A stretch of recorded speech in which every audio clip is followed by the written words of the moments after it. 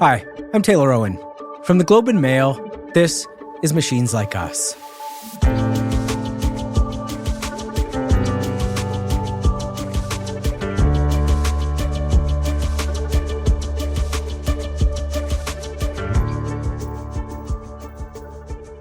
If we don't build it, they will. That's a line I've heard again and again on this show. The it in this case is artificial superintelligence, and the they is China. In Canada and elsewhere, the development of AI is increasingly being framed as an arms race. The argument is that whoever gets to AGI first won't just be dominant technologically or economically, they'll be the world's next superpower. In most circles, this is treated as orthodoxy. But if I'm being honest, I actually don't know if the arms race framing is accurate. Part of the reason for that is that we don't really understand China. Not in any meaningful way, at least. That's why Keyu Jin wrote the new China Playbook. Jin is a professor at the London School of Economics who studied at Harvard and now splits her time between London and Beijing. And the book is her attempt to read China in the original, to provide a first-hand look at the forces behind its unprecedented rise. I have a lot of questions for her. How did one of the poorest nations on the planet become the second richest in less than a century? How did an economy without free markets birth a tech sector that rivals and in some ways surpasses Silicon Valley? And are the trade-offs China made around the rights and privacy of its citizens a fundamental part of its model? The answers to these questions aren't academic. China has become a global superpower without capitalism and without democracy, which means their success has profound implications for both. So whether you like it or not, we need to start paying attention to the Chinese playbook. Keyu Jin, welcome to Machines Like Us. Great to be with you, Taylor. Thanks for having me. My pleasure. I want to start with some of your observations on the U.S. when you first arrived. You came to the U.S. as a student in 1997. How did your classmates at the time view the country you grew up in? Well, 1997, Hong Kong was just handed over or handed back to China. And I think everybody was fascinated with the country. But they still had a very simplistic view about China. And most of it came from what they read on the newspapers. And it seemed like they thought, there was a lot of suppression, repression going on. There were human rights issues. But that was pretty much it, as if the country was shrouded in white terror. That was not at all the country that I knew. We were so excited about bidding for the Olympics. I was going to high school in Beijing, and then we were representing the city to be marching on the streets, joining the WTO. Buildings were going up and down. Even government officials were talking about jumping into the sea. Jumping into the sea means giving up their bureaucratic life and going and being an entrepreneur. There was so much excitement and hope towards the future. So that was not at all the country they seemed to have grasped. It feels like a lot of those misconceptions, or limited views anyway, persist, but they've changed significantly. Like when you look at the way America views China now, how do you see those misperceptions or those limited views having evolved since then? Some things have not changed, right? A lot of the emphasis on the political system, the lack of Western-style democracy, authoritarianism, that has not changed. But in the very recent past, I think the perception has gone from misunderstanding China to fearing China. Being quite shocked at the progress that the country has made, especially on frontier technologies. And by the way, there is a reason to be quite surprised, given that it is the first time in history that a developing country with 25% of standards of living of advanced economies can do cutting-edge technology and sometimes can do better. I want to get into all of that, and the sort of pace of technological change is a big theme of your book that I want to talk about. But just to stick on this thread for one line, because I grew up in with that perception, right, in Canada as opposed to the United States, but with a very narrow view of what China was. And I'm just curious, what drives that, do you think? Do you think it's just pure naivete? Is it fear of a culture we don't know? Is it like, diagnose it for me. Like, why, if it's the case that this was such a naive view of the largest country on earth, why? Like, why did that persist? And why do we still have it? Well, naivete is the last thing I would describe a country or two countries in the same region of their advanced economy and technology on the whole. But it's a complex and really good question.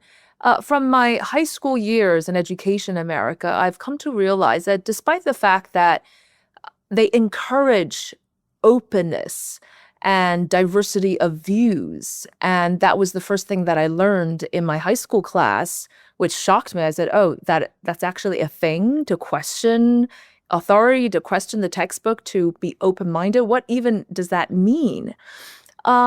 Whilst that is true for most things, I think because of Western dominance in the last 200 years, because of the moral universalism after post-war that the United States has led the world to believe in, I still believe that most people think there's only one model that works in terms of economic development, and there's really pretty much one political system that can be sustainable. And even economics, I'm a Western-trained economist. We have a very limited number of views with basically the same assumptions in macroeconomics to describe the world. For instance, allowing very little room for the role of government. Some part of it, of course, is just unfamiliarity, right? This big, large country of a very different culture, very different history, has been sleeping for a century, suddenly rise by being so different. Sometimes the Western elites I've spoken to really, truly believe the view they have to be like us, and they want to be like us. Well, that is a very deep assumption that is now becoming more clear of the naivete of that assumption. But that is something that I think a lot of people held true. So I want to fast forward a bit to today and particularly the way the technology sector has taken shape. And you say that China's a master of leading edge technology. Can you, just before we get into how that happened and why, can you paint a picture of just what leading edge means to you here and some of the sort of remarkable technology developments and achievements that are happening in China right now? Well, first of all, we see the technology in everyday life, and some of it is not leading edge. It's just pervasive use of technology. And by the way, it's not just about who gets there first. It's about the diffusion and spread of technology and the intensity of use, which actually, the difference of which explains 85% of income differences around the world. Can you believe that? Just how much technology is actually used. And so in today's life, you can get a Coke by just showing your face in front of a machine, not to mention the robotics and, of course, the EVs and the smart cities. I wouldn't call this leading edge technology, but what was supposed to be choke points for China, the leading edge components that poses existential crisis on China in the last few years because of American export controls, are no longer real choke points. And these are leading edge, whether it's AI or semiconductors, biotech. The amazing pace of biotech development is phenomenal. Bloomberg recently touted as ferocious as EVs and AI in China, quantum, and so many more. Even the deep tech, hard tech, which has been the focus of the national policy in the last few years, have just really exploded despite the weakness of the economy. I find that really paradoxical. The weakness of the Chinese economy. The weakness of the Chinese economy continues. Is that kind of coming down from that period of really rapid growth and then now? Because of real estate, because of the real estate crisis, because of weak confidence, because of uncertainty. But juxtaposed is this phenomenon technological growth. And you gotta have to think, maybe the Chinese really have to thank Donald Trump, right? Or the US export controls, because technology was rising fairly quickly, but not at this pace, and especially not in the leading edge components. You talk about two forms of innovation, which I find really interesting, sort of breakthrough innovations that are the initial ideas that are truly new, and those that are sort of creative adaptations, or as you say, diffusions of them, or building on them. So can you describe those two models of innovation, how you view them, and then Where does China now sit in that dichotomy? Is it as clean as US still leads on breakthroughs and China adapts, or is it more complicated than that now? Well, first, a little bit of history. Until I'd say the mid 2000s, China was an imitator. So calling China a copycat was not off. It was actually pretty accurate. I remember Facebook's exact copy in China was something called people to people in China, many different examples like Facebook that. copies a lot of companies here too. So Wow, that's the game, I Chinese guess. Phenomena. Yeah. Who does it better? Yeah. And so many different examples. By the 2010s, things started to change. I'd say that Chinese applications, the 1 to N of technological development. Can you describe what you mean by 0 to 1 and 1 to end? Because I think it's a very valuable frame. Yeah, I think this is the way the Chinese separate the difference between real inventions, real first time, novel breakthroughs, going from 0 to 1, and 1 to N, the infinite variety of innovations that could be because of processes, because of new products, higher quality. And China did that so well in the 2010s, taking something that was a first of a kind, let's say, in the United States, and making them, first of all, much cheaper, much more adoptable. And you saw that. I mean, the WeChat, the super app, not only do I chat with my friends and then post like X, and I can also book a massage and a taxi ride in one app. And lots of different examples, but TikTok. Would a smartphone be an example of that too? Like taking like an initial Exactly. idea, Smartphone, you have the Apple, but not everyone can afford Apple, right? But then there's Xiaomi, which has great cameras, but a third of the price, maybe even less than that.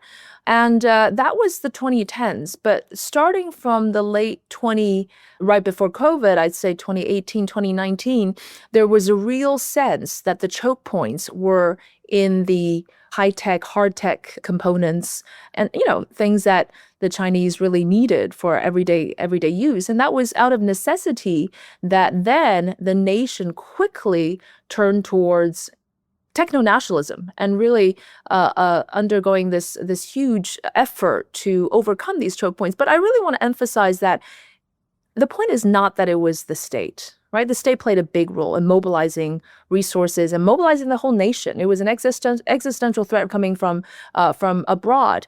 It was also that it forced competitors to work together.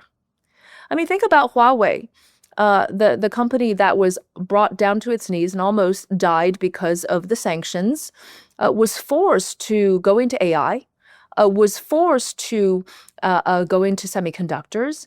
And even though it had not the access to the advanced chips in the US, it made up the gap through other kinds of innovation, including ecosystem efficiency, which actually explains a large part of the differences. It's not just the chips itself, it's the whole ecosystem.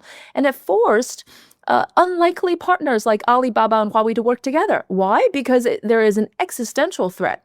It forced companies like DeepSeek to really sit on the Huawei system because, again, there's no other choice. And it also forces the downstream players to opt in for Chinese technology because even if they're not sanctioned, they feel the uncertainty of relying on U.S. components. Why? Because of U.S. policies. So can you just diagnose a little bit what else goes into the U.S.'s ability to lead on technological breakthroughs or innovation breakthroughs? What are the other components of the American economy that make it, or had made it up until now, superior globally in leading to real technological breakthroughs? Well, I believe going from 0 to 1 takes much more than an infinite supply of great engineers, a large market, and money. Really, where America's strength is, and something that is extremely hard to copy, is the degree of openness and knowledge exchange and the audacity to question and to create and to break boundaries. This is not really part of the Confucian thinking, nor is it part of the, I'd say, even East Asian education system. A lot of it is around problem solving. A lot of it is around reverse engineering, which the Chinese have mastered. But to question a question, to question an answer that is already given is just not something that they're used to doing. And it was only really after I went to the US that I found that challenging the authorities, like the professors, were more welcome than agreeing with them. Because it's a different, it's cultural, right? It's like a fundamentally different culture. It's very, very cultural. It's very much part of our education system. And also importantly, what is the intrinsic satisfaction of doing research, right? It's not extrinsic necessarily, financial returns or recognition. The intrinsic satisfaction of curiosity, intellectual stimulation to have an impact, that's actually something that you can aim to achieve once you're a rich country, I have to say. When you're still hungry, when you're still competing, you think, I need to get a good job, I need to solve a problem, and I need to have the financial realization, which made the cycle very short for Chinese technology companies for a long time. It was, investors come in with the idea of exiting in 3 years, 5 years. So we have this short, flat, fast kind of a notion of how society and investment should work. And so where was the basic research? Who had time to think about things for the long term? But that was when China was growing really, really fast. All of a sudden, China is not growing that fast anymore. And there are real threats. So it forces China to think longer term. Paradoxically, in these instances, it is... Yeah, that's interesting. You always think of it as being the opposite, right? Yeah, it's lacking patience rather in a fast-growing country than the opposite. But now, as the country gets more prosperous and the education system evolves as well, the Chinese students who are very smart and who are very interesting start to pivot to kind of question more fundamental things. I want to spend a bit of time trying to understand the model that enabled this. And I think what's striking about this is during this period and within this model, not only is there not free markets as we in the West would define them, but there is not robust rule of law. There isn't IP protections. There isn't the same kind of corporate governance model that we have. All of these things that we have presented as kind of necessary building blocks to economic growth and innovation. How did this emerge in spite of all of that? What's the parallel worldview and political economic model that enabled that kind of innovation? Well, first of all, everything you said, those elements, let's be frank, they're all desirable. Desirable. But whether they are imperative for a development success story is, I think, what China is bringing into question. And, just before we dive in, this question, what is the fundamental difference in terms of economic outcomes between socialism and capitalism? It is dynamic entrepreneurialism. And I'd argue, having traveled around the world, lived in US, Europe, and China, that there's no country with more dynamic entrepreneurialism than seen in China and the US. But China not behind the US, at least on par. And you got to ask, so is there really only one model, capitalism? Now, my view is these things are great to have, but these things take a long time to build. And they may never be built if the economy doesn't actually grow. So how did China overcome that difficulty, which many developing countries have not been able to overcome? Well, first of all, it is that unique model, which I wrote about extensively in my book. We call it the mayor economy. We call it the mayor economy because it sounds almost identical to market economy in Chinese. 市场经济 and 市长经济. You probably can't tell the difference. That was kind of a. I admit I couldn't. But that's kind of a slant on the word market economy, but to describe that model, which is political centralization and extreme economic decentralization, as an answer, as a solution to the problems that you have mentioned of lack of rule of law, corporate governance, lots of resources in the hands of the government, et cetera, et cetera. But how it overcame was that the mayor economies, well, their incentives were actually aligned with private sector development and private entrepreneurs. Why is that? Because there's a very unique thing in China politically, which is that if you do a good job in taking care of the local economy, for instance, how many technological unicorns can you build? But these basic metrics, if you do well and take care of your economy and spur growth, you are more likely to be promoted. And the mayor gets promoted to be the provincial governor. The provincial governor gets promoted to be the vice chairman of the country. And that vertical ladder is what you're aiming. But how do you actually make a great local economy? Do you just help the state-owned enterprises? Just help those who give you some kickback? Well, see, that's the assumption. That's the assumption that the Western models had, is that if we have that environment, then certainly it should be a grabbing hand rather than a helping hand. That defines state capitalism or however. Exactly. In That's how we understood. Way, right? Yeah, very, very, very destructive.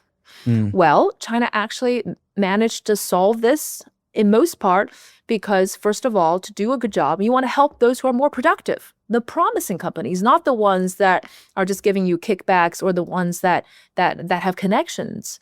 And second of all, very importantly, there's extensive competition, local competition.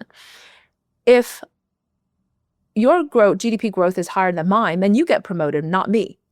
And so if I treat my companies badly, they flock to your region, then that's bad for me. So I actually have to treat them really well. And coming back to our main theme, how did DeepSeek happen? How did the EVs and solar panels and biotech, how did it just spring from nowhere almost? Well, the local mayors explains a lot of it. And there's a lot of great research. If you look at 2005, solar panels, production, innovation, it was a desert, nothing. Which China now dominates globally. Well, exactly. But how, right? How? And this is where the local mayors come into play. After 2005, it was first 5 cities, then 13 cities, then 50 cities, all started to promote solar panels at the city level. 10 years later, by 2015, the entire country blossomed, whether it's production or solar patents. In many of those cities, they were producing more than thousands of new patents per year, per city. And so that demonstrates the power of decentralization. If you look at EVs, the same story. If you look at robotics, it's the same story. So that wasn't directed from the center. That emerged through competition at the mayor level? Is that really how that emerged? Strategically, it was set by the central government. And that's this is a space in which we want you to compete. Yes, do it. And how is that incentivized? Just that if the winners will be promoted, is that just political incentives? Or is there political, other? Okay. Mostly it's political, but you get to see, right? You get to show. I mean, how proud do you think the Hangzhou government is by nurturing a DeepSeek, right? National champion, national hero. So they all want that. And so it's recognition, it's more resources, it's political promotion. But, these government officials, on the most part, they want to do a good job, right? This is something that you can't explain purely through capitalist kind of factors like financial returns or this and that. There's also an element of, I want people to recognize my success, right? There's a Chinese saying, to glorify your ancestors. That's a saying do some things that would make your ancestors proud. But again, this is so central to how China was able to do high tech and hard tech, our original question. It partly stems from this local model. And again, very importantly, the local government will coordinate the entire supply chain. So why is supply chain so efficient in China? Why they can build mini Silicon Valleys in a very short period of time. And it's all around China. It's not just in Shenzhen and Shanghai, Beijing. It's in many, many different cities. How does that model apply to the case of DeepSeek you mentioned? I mean, here's a case of it largely in reaction to U.S. policy. You have an AI breakthrough that I think took a lot of people, at least outside of China, by surprise. So how does that whole model play into that moment that allowed a company like DeepSeek to produce something that I think really, truly was innovative and kind of shocked in some ways the international AI community? DeepSeek is not one of those obvious examples where local government support and local government arrangements spurred its success. It's actually one of the great examples of how entrepreneurial China is, how much it has responded to constraints. But of course, after the success of DeepSeek, you can be sure that they're treated as, national pandas, basically. They're being supported now, I'm sure. They're being more than supported now. They probably have bodyguards day and night. So I think this is more indicative of how China is going to be going forward, right? Pure private sector strength. But that said, look, there's no company in China that doesn't have to endlessly deal with and interact with local governments. Mm. Is DeepSeek a sign of a failure of U.S. policy? Like, was this just or is it an unintended consequence, or is it like an utter failure of that approach of trying to limit supply chains to China that they might think is necessary for high-tech breakthroughs? First of all, it's evidence that people just don't study history enough.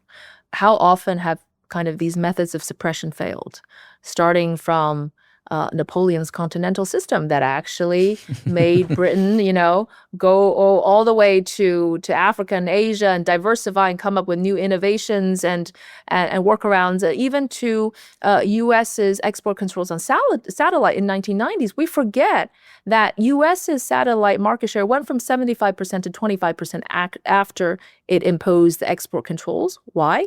Because people just wanted to get rid of U.S. components, and it forced others, Europeans and Chinese, to innovate themselves. There are endless number of examples, and if we look historically, in most cases, it has the unintended consequences. But it's a very obvious thing to do if you are the superpower, right? These kind of tactics to stop. Which is why it happens time and time again. Which time and again, history repeats itself. The U.S. really did think they can stop China in terms of technological advancement. I don't think they believe that anymore. And DeepSeek, again, emerging from constraint. And I think what is really, really interesting is that I think the whole technological frontier, especially the frontier of competition between the US and China, is going to be very much shaped by constraints.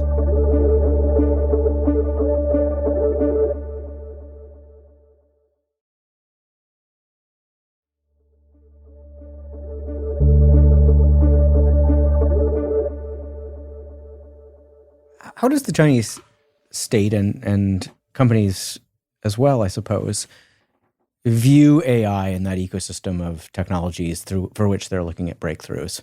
How is AI viewed by the Chinese government? Well, it is a general purpose technology. It was steam and that was electricity. It was an ICT, but the AI is just at a different level because it is not only a general purpose technology, but it can invent new methods. It will create new thinkings and new discovery. And the Chinese government realizes that. So there's a new AI Plus program trying to actively push AI in every possible sector. Civil servants are being trained on AI. Elementary school students are learning about AI. So they are very, very serious about the widespread and usage of AI. And if we look at, again, just a brief review of history, it took, 120 years for steam to really diffuse throughout the sectors. Now, AI could be just a matter of a few years. Fast. Yeah. Fast. Yeah. And China's government actively pushing it, first of all, is a very different thing from a market approach, of decentralized approach, of just adopting it when somebody feels like it. Another really interesting difference socially is that in the West, we often hear about the risks and often the fear of the consequences of AI, the negative things about AI. Whilst that is absolutely true and correct, you just don't hear about it in China. I'm not sure that's the right approach, but you don't hear about it in China. Instead, you hear about all the positive things. That could be a cultural difference. It could be a government-shaped view, because they talk about all the possibilities, all the opportunities, the new applications, but also the ability to raise poverty and to reduce inequality and so on and so forth. You hear about opportunities. But this is also consistent with how China viewed every shock that it has experienced in the last 20 years. I mean that's interesting because in some ways it seems like the Chinese government is in some ways doing more to address some of the risks and safety concerns of AI than Western democracies who are really trying to fuel growth in an unrestricted way. Yeah, yeah. But I wonder as well, I mean, you talk about some of the core challenges of globalization that China is faced with now, right? The disenfranchised youth, growing inequality, potential job displacement from technology. Like, these are things that all societies are facing. How does the Chinese government view AI in relation to those challenges? It's a very critical question that has not garnered the same kind of debate we're seeing in the West. First off, the local governments, they don't care about GDP growth as much as they did.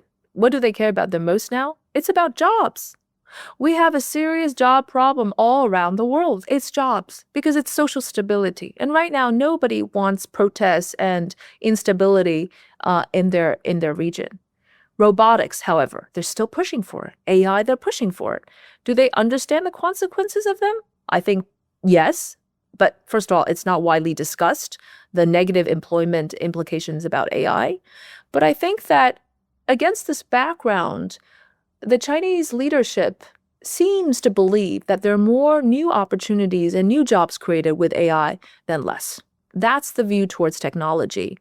Whether it's true or not remains to be seen. But what I can say is that of any government in the world, if the Chinese government decided to do something about it, for instance, imposing some rules around not substituting out the labor with machines when the labor is perfectly fine. It doesn't add to real productivity in the country. There are lots of regulations. And as you rightly pointed out, although China is not discussing as much the risk associated with AI development, they have put in much more controls in place, and many more regulations. And it is a very controlled system in that sense. It's so interesting. I'm very curious, at a high level, if those are the core challenges all societies are facing, and I think there's a pretty reasonable case that they are. Do you think the Chinese model is better positioned to address them than a Western democratic one? I think protecting on the downside, China has an advantage, but reaping for the upside and reaching for the almost impossible is still to U.S.'s advantage. Even the U.S. system is designed that way, right?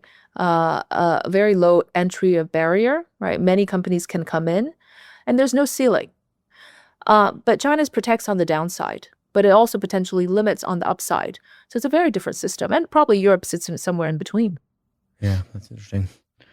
So you describe excuse my pronunciation, Hugo approach to building out sectors of the economy, whereas sort of national resources are allocated or put into very particular types of breakthroughs. So in addition to AI, just to get a sense of where things are headed, what other tech breakthroughs is the state looking to accomplish here? And what other sectors are they really trying to build out? As stated in the many science plans, right, there are a number of sectors that they're focusing on: quantum, new materials, biotech, space. You can pretty much bet on all of the leading edge ones they're focusing on. And to what end? Well, I think this is what power lies, right? Well, there is power, there is leverage, there is security.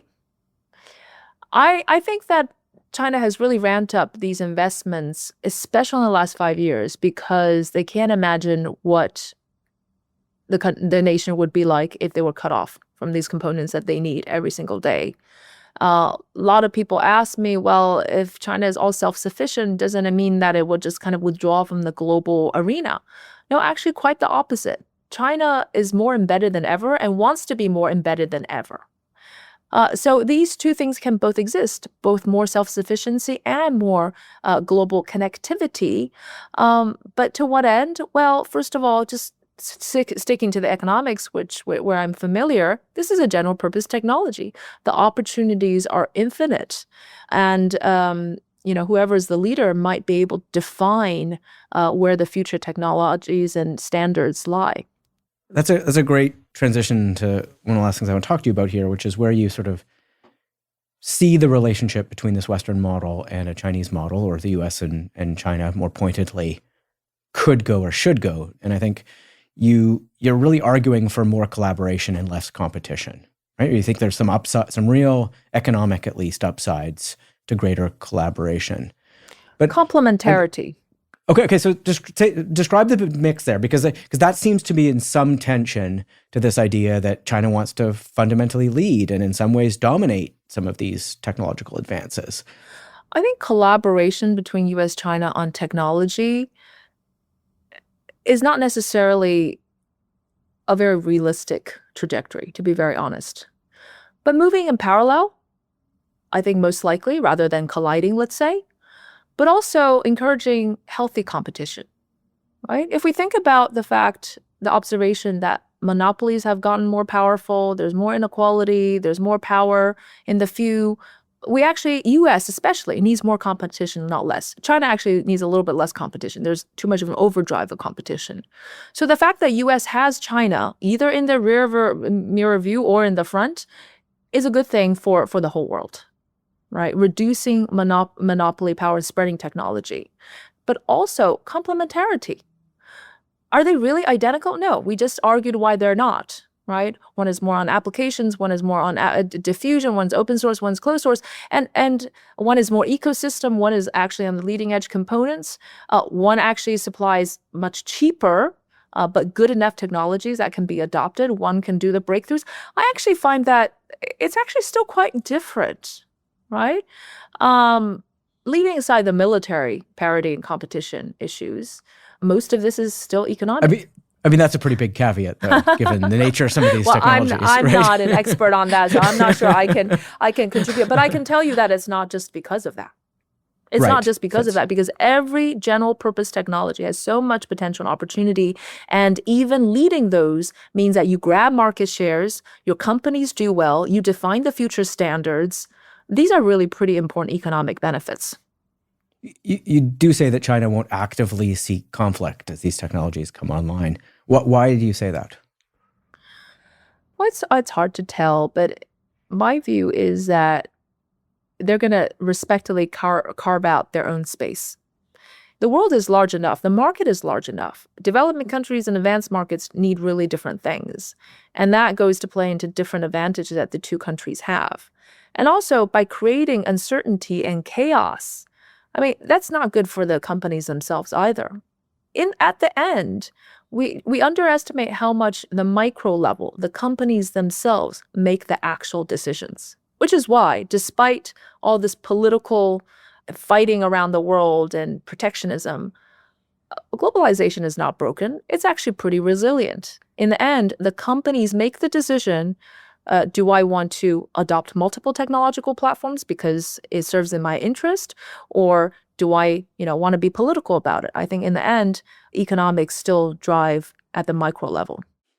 I want to get your sense and thoughts or even guidance about the position Canada's in right now. We are being forced to diversify some of our reliance on the US economy, and that's meant reconsidering some of our relationship with China. And I think the idea economically that we'd be more collaborative with the Chinese economy is a very attractive one, right? But we're having to do this in the face of some, I think, real and legitimate grievances that are quite conflictual, right? Like the Chinese government has interfered in the last 3 Canadian elections. There are real threats around Chinese citizens in Canada. There's issues of IP theft, right? There's some real grievances, I think, that we face that we're trying to weigh against this potential upside of the collaborative or joint development model you're talking about. How should we think about that trade-off as a country? Because we're literally in the middle of it right now. Well, first of all, with how the United States is going around the world, there are lots of reasons through that logic to do much less business with the United States. Oh, I agree. And I think that's the position the government's in, right? No question. Yeah. But all around the world, right? But I think some countries would like to a certain extent separate some of these things and sort out the differences. What's practical and good for the country, for the world? What are things that need to be negotiated, to be discussed, to be ironed out? The differences were always there. Coming back to the 1997 I truly believe that some of these deep gaps or large gaps and differences could be ironed out over time through a better understanding. And China as a country has changed a lot, evolved a great deal, even on many of the things that you mentioned. If you talk about IP theft, well, that is changing. If you talk about some other things that the values that the Western system espouses, that's also changing very, very fundamentally, even if a bit slowly. You mean on things like speech and political expression? Yeah, absolutely. The way they treat people, even through COVID, has dramatically improved compared to before. This is a country learning and finding its feet and finding that equilibrium, that striking that balance between freedom and security. And sometimes there are trade-offs. So first of all, understanding that different cultures choose to be on different parts of that spectrum would help. And second, to understand that China is ready to talk. China is ready to negotiate. But understanding China would help with the negotiation if one understands that there has to be mutual respect, right? It can't be seen as concessions, either political or economically, made in one direction. And it has to be realistic.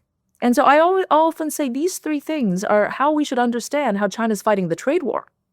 We're in such a complex world, geoeconomically, geopolitically, to not have that openness and that readiness to engage in very complex issues with countries that are very different, I think is self-harming.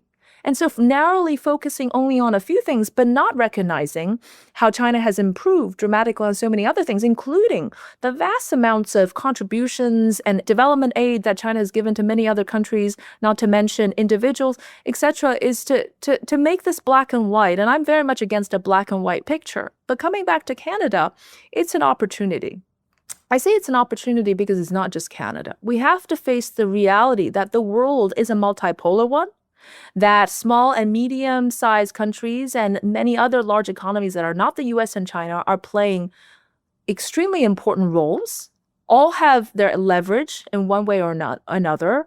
And to live in that multipolar reality, you have to be well-versed in other cultures, in other systems, and have that agility. And this is what defines a great politician, a great diplomat, to juggle with these differences. So by all means, engage with a country that has lifted 1 billion people out of poverty, that is very much advanced in technology, is willing to share these technology at very low prices with the developing world, that provides data and coverage to rule Africa and to be there in those places when the Western countries have not been there and not supportive. Engage. So I'm with you on the moralizing about rights and values, but it's slightly different when I want to separate that slightly from the trade-offs that we face in our country, right? Like that aren't getting away from the moralizing, but to like really tangible trade-offs. And one that's in the news right now that I'm curious what you think of is this idea about importing Chinese-made EVs into the Canadian economy, right? Which has lots of different trade-offs, right? Like it's probably good for our climate goals because we'd get cheaper EVs into the Canadian market, but it might fundamentally hurt and damage our auto sector. And there's also really legitimate concerns, I think, or legitimately felt concerns about the potential surveillance implications of that. The Premier of Ontario, where the biggest auto sector is, has said that, right? That like we're just letting in the Chinese surveillance state into the Canadian market.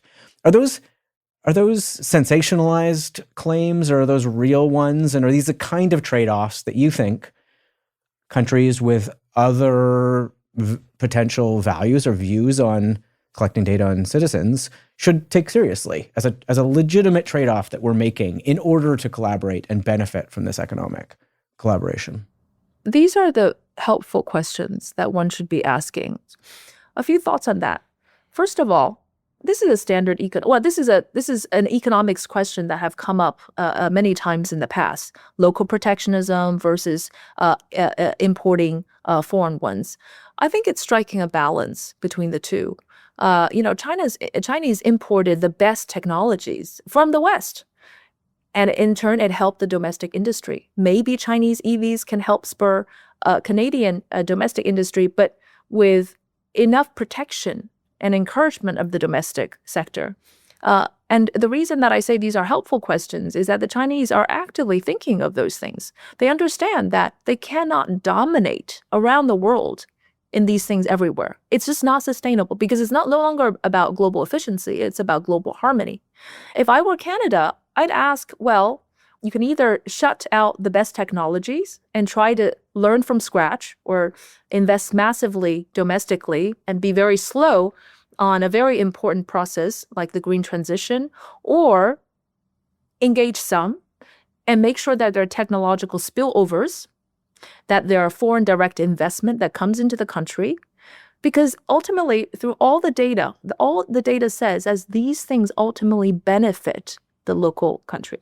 Economically. Now, some of this is being framed in a national security frame, right? Yes, and that with Huawei, yes. that was a dominant frame in Canada, certainly. And I think that's a concern about the importing of Chinese technology. Is it a legitimate one? I agree that trust is a very important thing these days in some of these intangible technologies. And this is where you could argue that the United States has an advantage, a global advantage, right? But of course, in lots of parts of the world, they're fine living with that trust in the Chinese. It's just very different. But I'd say most part, the United States has that advantage. But again, I'm not a technologist, but in certain cases, are there technological ways of monitoring these things? I believe then when the United Kingdom was seriously investigating about Huawei's technologies, they were discussing about ways to actually control certain parts of the things you were talking about. Is there a way to control? If there is, great. If there's not, well, it's really up to the country. I want to pivot a little bit here to a slightly bigger picture. Towards the end of your book, you drop what sounds a bit like a bombshell. You write, "For those who cling to the belief that Western-style democracy with its full embrace of capitalism is the only system that can generate widespread prosperity, China's global rise poses a perplexing paradox." Does this then spell trouble in your view for a Western capitalist democratic model? Is this a fundamental challenge to it?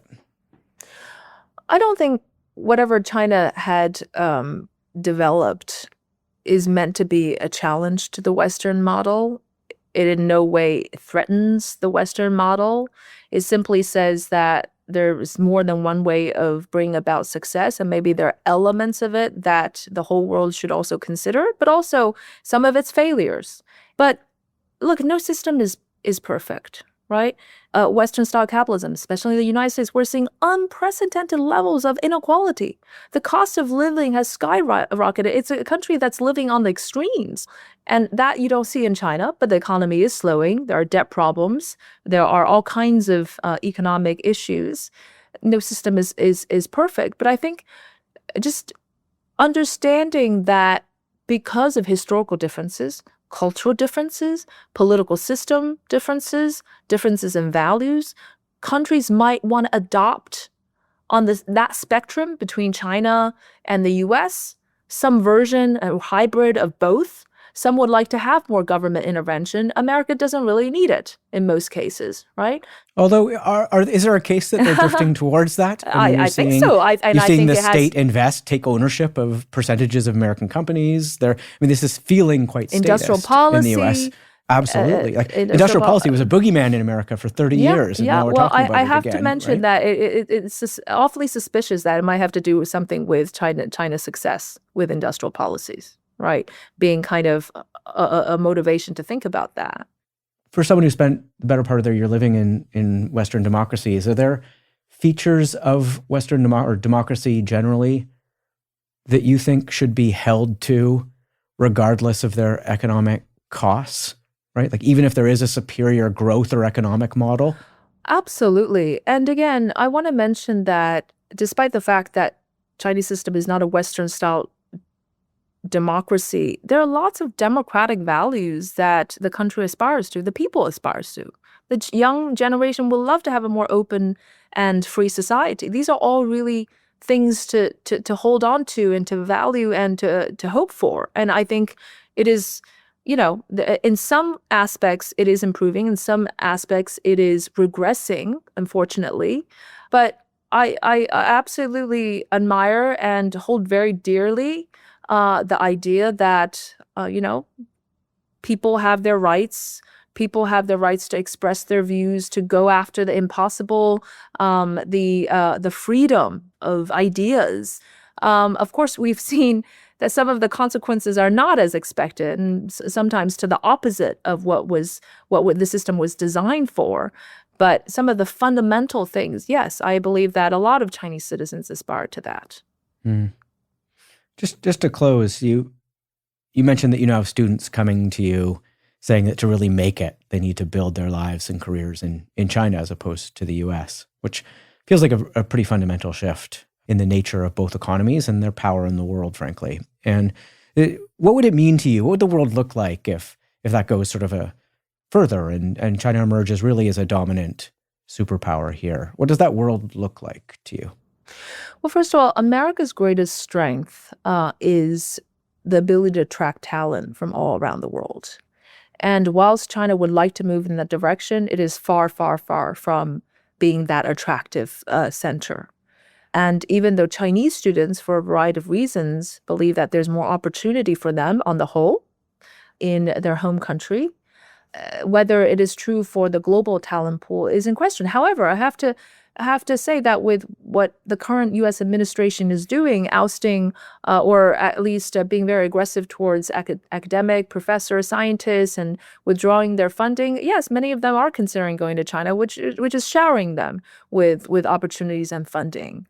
If America is not treating its talent well, they're going to go and find other places. That mobility of people and opportunity, distribution of opportunities, which is why, again, coming back to the local government idea of competition, different healthy competition is actually what should stop the United States from continuing on some of the things that destroy their most valued advantages. Should the West be worried? Is the America's role as a superpower safe, or is it slipping? If we look around the world and look at the instability and the chaos created, it's not really created by China these days, is it? Going back throughout history, wars and military conflicts are not emanating or initiated or have much to do with China. So where is the fear coming from? Is it the fear of competition? Well, as we mentioned, there is a significant amount of healthy competition to be cherished. And if so, I think it is really about how to engage with China so that China can stay in an orbit, right, along with other players that do good for the world rather than the opposite. I think it's that process. And so without that engagement, I think we are in a very dangerous world.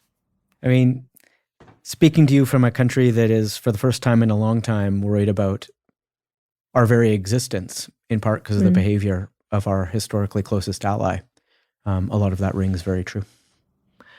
I think that all of us, all nations around the world, have to face that geoeconomic reality that diversification is really important.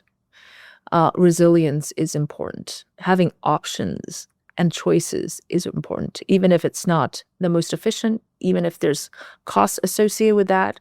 Having horizontal corridors with as many partners as you can, as the GCC countries are doing, ASEAN countries, China doing, all building ties, right? Laying out the foundation that connects the world. That's what everybody else is doing versus this idea of dominance. That sounds a lot like globalization. It is trying to repair globalization when there are fundamental attackers there. And guess what? In this kind of world, coercion no longer works. Coercion doesn't work. And I don't know when it's going to take the United States to figure that out, but part of the reason is that they're underestimating, I'm not sure if Canada is in that camp, but underestimating this huge undercurrent of the rest of the world of building connections. Look at digital payments, right? Look at this de-dollarization trend that is happening slowly but surely, to not be at the mercy of either one or two countries, but really to have that diversity of opportunities. That's the new geoeconomic reality. And coming back to Canada, it is something that the country will seriously have to deliberate.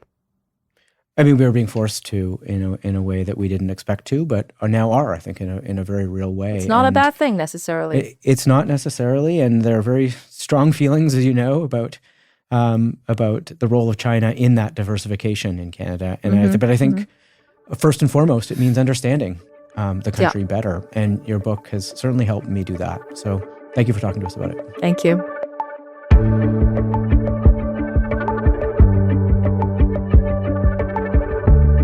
Machines Like Us is produced by Paradigms in collaboration with the Globe and Mail. The show is produced by Mitchell Stewart. Our theme song is by Chris Kelly. Our executive producer is James Millward. Special thanks to Angela Pacenza and the team at the Globe and Mail. If you liked the interview you just heard, please subscribe and leave a rating or a comment. It really does help us get the show to as many people as possible.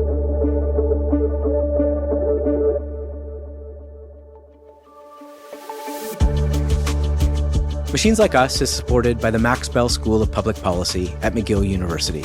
Learn more at mcgill.ca/maxbellschool. Machines Like Us is also supported by CFAR, a global research organization based in Canada. Explore their work at cfar.ca.